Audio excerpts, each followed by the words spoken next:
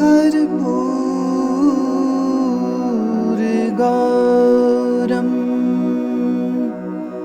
करुणावतारं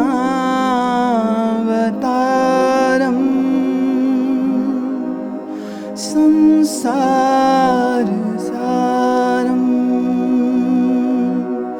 भुजगेन्द्रहारं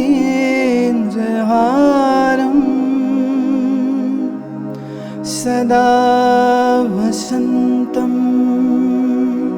हृदयारविन्दे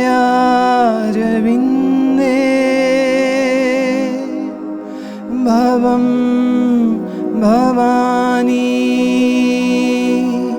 सहितं नमामि भवं भवानी सहितं नमामि सहितं नमामि।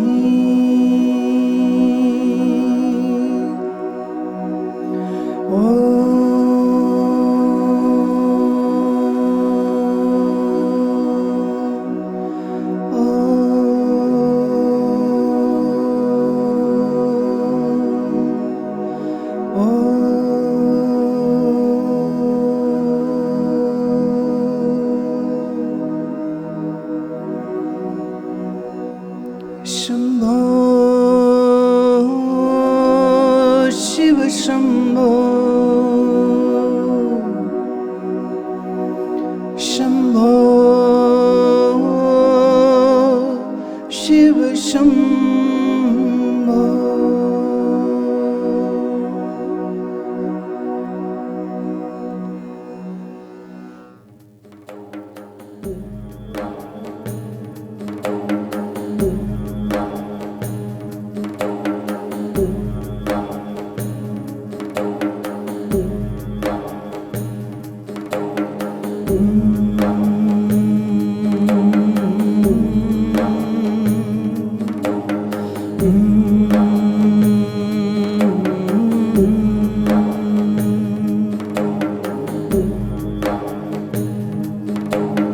रत्ने कल्पितमासनं हिमजले स्नानं च दिव्याम्बरम् नानारत्नविभूषितं मृगमदा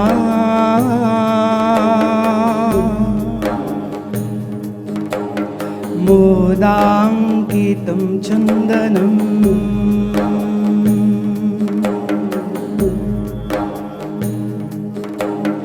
जाति चम्पकबिल्वपत्ररचितं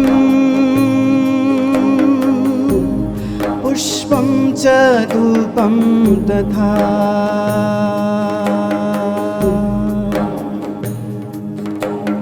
दीपं देवदयानिधे पशुपते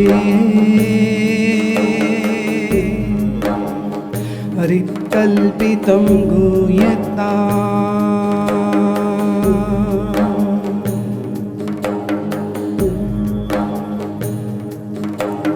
सौवर्णे नवरत्नखण्डरचिते पात्रे घृतं पायसम्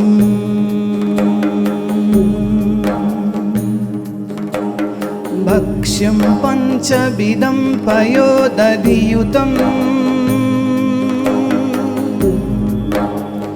रम्भाफलं पानकम् शाकानामयुतं जलं रुचिकरम्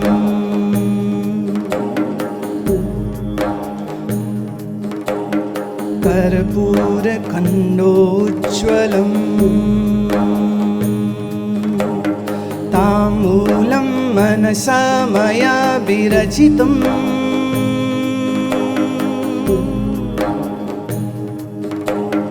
भक्त्या प्रभो स्वीकुरु।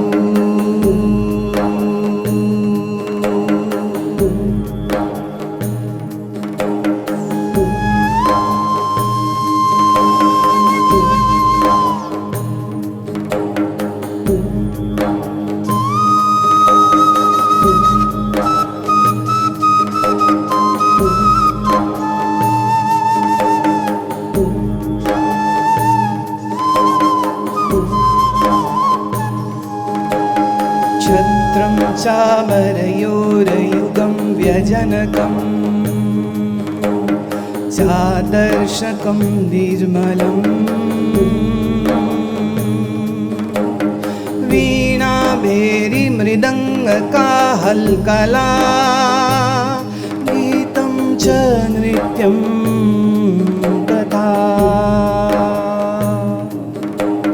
साष्टाङ्गं प्रणतिः स्तुतिः बहुविधा एतत् समस्तं मया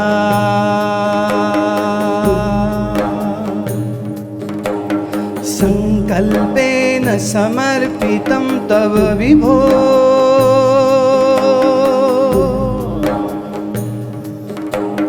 पूजा गृहाण प्रभो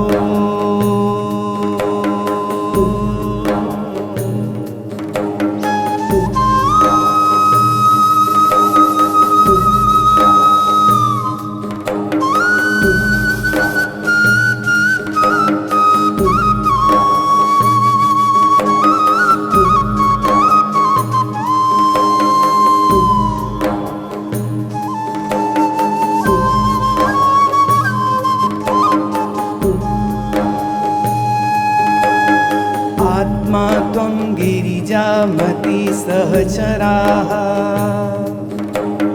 प्राणाः शरीरं गृहम्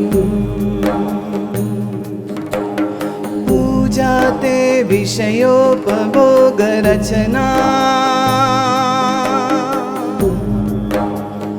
निद्रा समाधिस्थितिः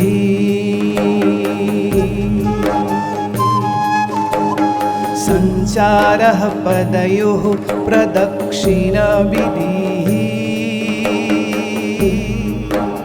स्तोत्राणि सर्वा गिरो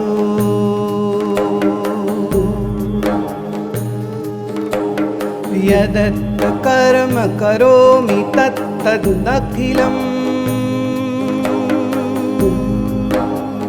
शम्भो तवाराधनम्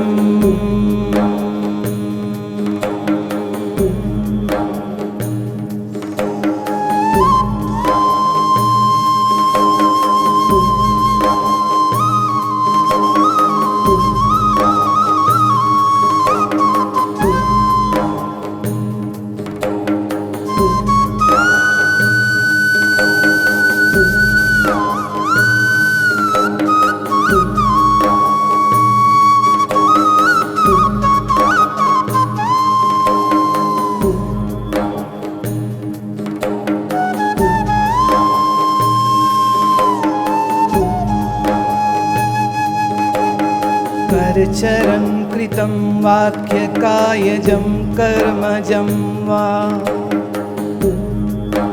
श्रवणनयनजं वा मानसं वा अपाराधम् विहितम् अविहितं वा सर्वम् एतत् कथमस्व जय जय करुणाब्धे श्री महादेव शम्भो विहितम् अविहितं वा सर्वम् एतत् क्षमस्व जय जय करुणाब्धे श्री महादेव शम्भो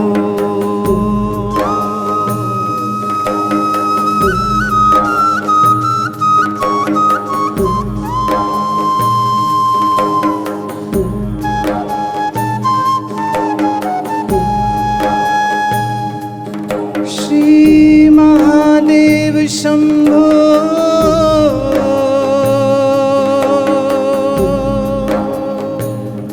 श्री महादेव शम्भो श्री महादेव शम्भो श्री महादेव शम्भो श्री महादेव महादेव शंभो श्री महादेव शंभो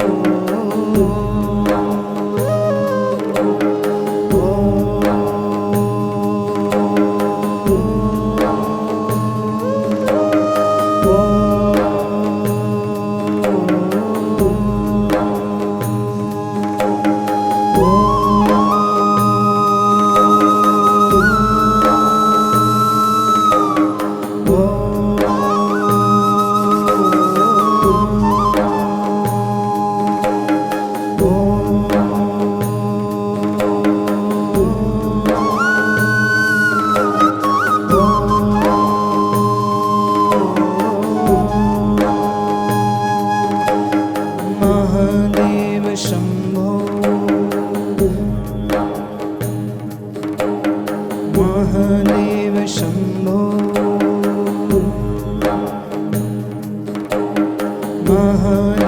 शंभो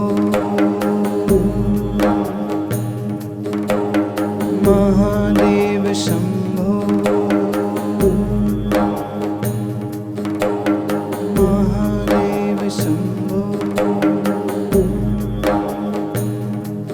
श्री महादेव शंभो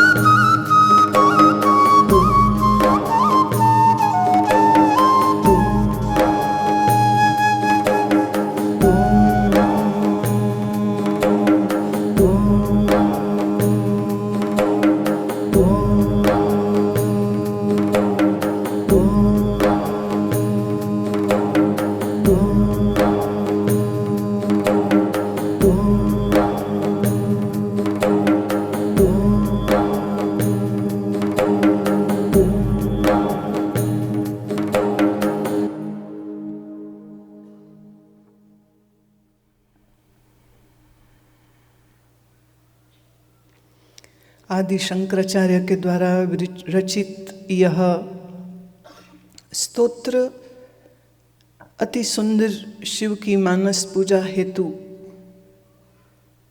साधक इस्तेमाल कर सकते हैं। यह आवश्यक नहीं है कि तुम बाहर मंदिर जाओ, जा सको बहुत अच्छा। ये आवश्यक नहीं है कि तुम केदारनाथ या मानसरोवर जाओ तभी आपकी पूजा संभव हो सकती है। श्री आदि शंकराचार्य ने एक ऐसी विधि हमको दी है जहाँ हम अपने मन में मानसरोवर की रचना करते हैं। ये वो विधि है जिसके द्वारा आप अपने मन में केदारनाथ की रचना करते हैं। इस विशेष स्तोत्र को मैंने आज शिवरात्रि के इस पावन पर्व पर इसीलिए चुना है ताकि साधक इस साधना विधि को समझ पाए। सर्वप्रथम साधक की भाव दशा कैसी होनी चाहिए, जैसे महादेव आदिदेव योगी की है। संसार के प्रति अति वैराग्य, संसार के प्रति अति मिथ्या भावना है। महादेव को महादेव कौन बनाता है? उनका वैराग्य, उनकी उपरति, उनकी योग की सिद्धि, उनका अंतर का वह जागरण, उनकी अंतर की यह निष्ठा। समय की गणना हम इस तरह नहीं करते हैं जैसे आप लोग करते हैं। समय की गणना हमारे लिए सिर्फ इतना ही अर्थ रखती है कि ये काल्पनिक है, ये मिथ्या है, ये बदलता है, ये क्षण क्षण परिवर्तित होता रहता है, जो क्षणे क्षणे क्षीयति, जो क्षण क्षण में टूटता जाता है, उसी को क्षण कहते हैं, उसी को पल कहते हैं, उसी को समय कहते हैं। समय की इस गणना में बात यह आती है, प्रश्न जब ये उठता है कि ये महादेव कब हुए, तो कहना पड़ता है आदिकाल में, आदिकाल में। So what does that mean? जब समय भी शुरू नहीं हुआ था, वो जो प्राण की पहली प्रस्फुटना हुई, उस प्राण की पहली प्रस्फुटना से प्रकृति और पुरुष के संयोग से जब ये भूत जगत बनना शुरू हुआ, कह सकते हो महादेव तब से हैं, कह सकते हो आप। जैसे किसी भी सृष्टि को चलाने के लिए, बनाने के लिए, उसकी एवोल्यूशन के लिए the most important thing is Surya. अगर सूर्य नहीं है तो जीवन नहीं है, अगर चंद्र नहीं है तो वनस्पति नहीं है। No vegetation can grow in absence of moon. And isn't it amazing कि खुद चंद्रमा के ऊपर कोई वेजिटेशन नहीं है। ये एस्ट्रोनॉट्स ने, अमेरिकन, रशियन, जापानीज और हमारे भारत के महानुभाव एस्ट्रोनॉट्स ने मून पर, चांद पर उतर के देखा, वहाँ सिर्फ खड्डे मिले, पत्थर मिले। लेकिन फिर यह भी एक अद्भुत सत्य है कि चंद्रमा की रश्मियों के बगैर पृथ्वी पर वनस्पतियों में कहीं भी रस का उपार्जन नहीं हो सकता। चंद्रमा के बगैर समंदर में लहरें नहीं उठ सकती हैं, चंद्रमा के बगैर शरीर में परिवर्तन नहीं हो सकते हैं, चंद्रमा के बगैर स्त्री के शरीर में माहवारी नहीं हो सकती है, चंद्रमा के बगैर आपके मन में करुणा, मुदिता, मैत्री की भावनाएं भी नहीं आ सकती। इन पंच महाभूतों से भी पहले कौन? तो कहा वह सृष्टा जिसके संकल्प से ये सृष्टि हुई। वही सृष्टा जब रचना करता है तो उसी का नाम ब्रह्मा है। वही सृष्टा जब पालन करता है तो उसी का नाम विष्णु है। वही सृष्टा जब विनाश करता है तो उसी का नाम फिर शंकर हो जाता है। जैसे मनुष्य के शरीर में एक प्रोसेस जिसको हम कहते हैं मेटाबॉलिज्म। मेटाबॉलिज्म वास्तव में दो प्रक्रियाओं का मेल है, एनाबॉलिज्म और कैटाबॉलिज्म। एक जिससे जीव कोशिकाएं बनती हैं, एक जिससे जीव कोशिकाएं मर रही हैं। उस एनाबॉलिज्म और कैटाबॉलिज्म दोनों प्रक्रियाओं के जोड़ को हम कहते हैं मेटाबॉलिज्म।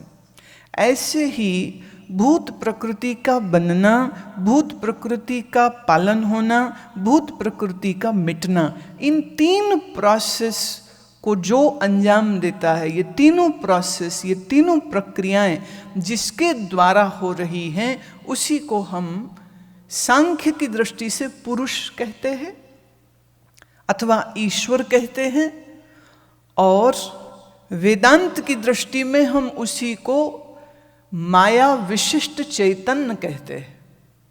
माया उपहित चैतन्य ब्रह्म है, माया विशिष्ट चेतन ईश्वर है।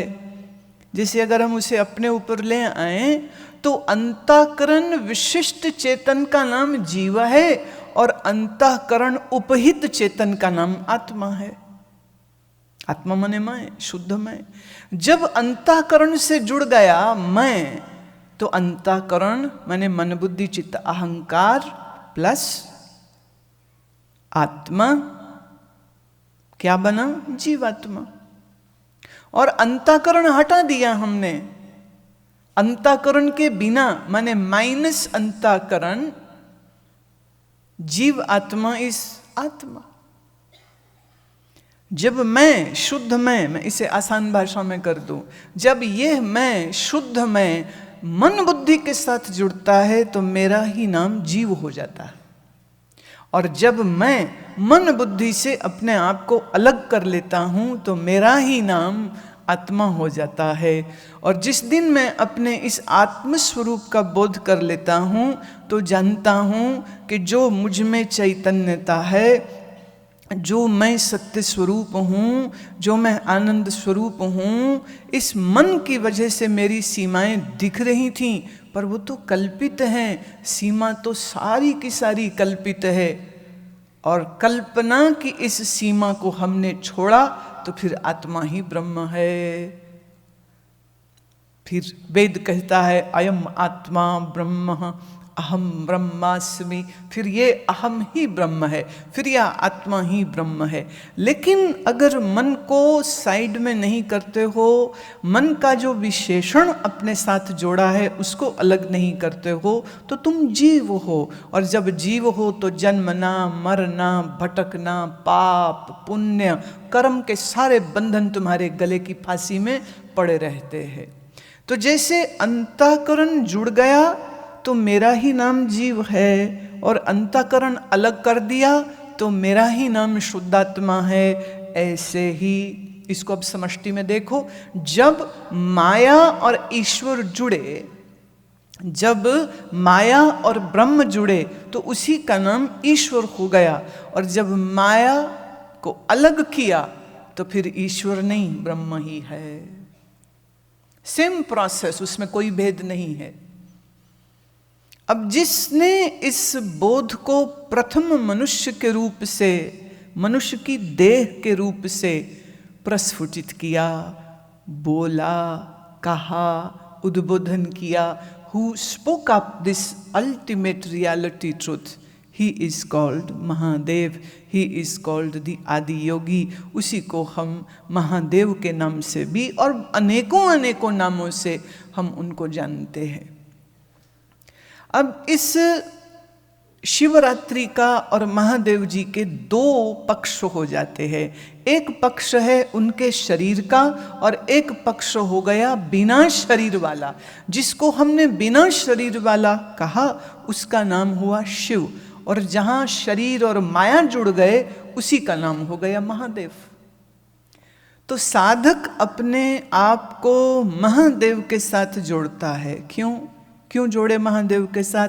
प्यारे, महादेव आदि गुरु हैं। ज्ञान की परंपरा, योग की परंपरा, भक्ति की परंपरा, और तो और नृत्य की, संगीत की, आयुर्वेद की परंपराओं का सब ज्ञान देने वाले एको एक श्री महादेव जी ही हैं। इसलिए महादेव जी के साथ संबंध तो हर मनुष्य का, हर पशु पक्षी का, हर प्रकृति के अंश का सीधा सीधा जुड़ जाता है। तो श्री महादेव के स्मरण को करते हुए आदि शंकराचार्य कहते हैं, यह बात जान लेना कि जब तक तुम चैतन्य अभिमुखी हो, माने if your mind is focused towards the truth, तो तुम शिव वाले हो गए। और अगर भीतर चैतन्य तत्व को तुम नहीं जानते हो तो ये तुम्हारे मैं को शव होने में समय नहीं लगेगा। मैं देह इंद्रिय मन बुद्धि ही शिव हूं, वेदांत की यह घोषणा है। वेदांत की यह घोषणा है, देह इंद्रिय मन बुद्धि के बगैर मैं ही शिव हूं। ख्याल करना, हम शिवो हम कहते हैं, हम महादेवो हम नहीं कहते हैं, हम शंकरो हम नहीं कहते हैं, हम शिवो हम कहते हैं। पर ऐसे जो महादेव का भक्त हो गया, जो महादेव की साधनाओं को करता है, वैसा योगी भाव में, प्रेम में महादेव की ही न्यायी अपनी वेशभूषा भी बना लेता है। हमारे भारत में ऐसे योगियों की परंपरा भी है कि जैसे महादेव शरीर पर भस्म लगाते हैं तो वो भी भस्म लगाते हैं, महादेव की जटा है तो वो भी जटा रखते हैं, महादेव के त्रिशूल है तो वो भी बाहर त्रिशूल रखते हैं, महादेव त्रिपुंड लगाते हैं तो वो भी अपने माथे पर त्रिपुंड लगाते हैं। पिछले वर्ष नासिक में जब कुंभ था तो हमारे एक संत बहुत जिद करके कि नहीं आपको चलना होगा, क्योंकि वहाँ एक महात्मा ने, अघोरी महात्मा ने आपको याद किया है। और वो महात्मा ने ये कहा कि अगर मैंने जीवन में कोई तपस्या की है तो गुरु माँ खुद आकर के मुझे यहाँ दर्शन देंगी, और अगर मैंने कोई तपस्या नहीं की है तो वो यहाँ नहीं आएंगे। मैंने कहा ये बाबा लोग भी बड़े टेढ़े होते, अब देखो कैसी बात कह दी। तो मुझे फिर जाना पड़ा। मैं गई तो नासिक में वहाँ नदी के तट पर उन्होंने अपना हवन कुंड बना रखा था जहाँ पर वो रहते थे। मैं मिली उनको। उनका भाव, उनका प्रेम, उनकी श्रद्धा तो देखने योग्य थी। तपाया हुआ शरीर तांबे जैसा, ये बड़ी बड़ी जटा और ऐसी बड़ी बड़ी लाल आंखें और गर्जना करती हुई आवाज। मुझे रास्ते जाते में स्वामी जी कह रहे थे कि वो बड़े क्रूर स्वभाव के हैं और बहुत कठोर तपस्वी हैं, और सब लोग उनका बड़ा सम्मान भी करते हैं और कुछ सब उनसे डरते भी हैं। मैं अच्छा, पर जब हम लोग वहाँ पर पहुँचे तो मुझे तो वो एक बच्चे के जैसे लगे।